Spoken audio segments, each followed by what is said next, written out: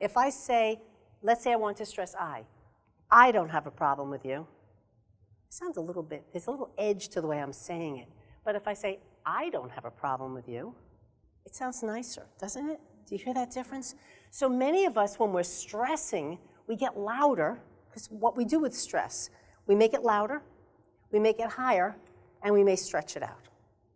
And that was all the things we were just saying with inflection.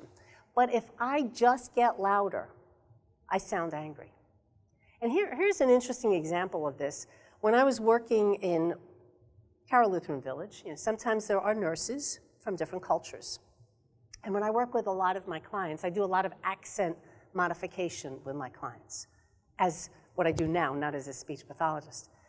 And many of my clients from African countries, particularly Nigeria, have an inflection in the way that they speak. And so there was a situation once where they were complaining about a nurse. And I knew that nurse, and she didn't have an attitude, but everybody was saying she had an attitude. And what was happening is she might even say to a resident, do you want to take a bath? Well, she was stressing bath in the way that she knew how to, in her language. And she wasn't saying, do you want to take a bath? Would have been very different.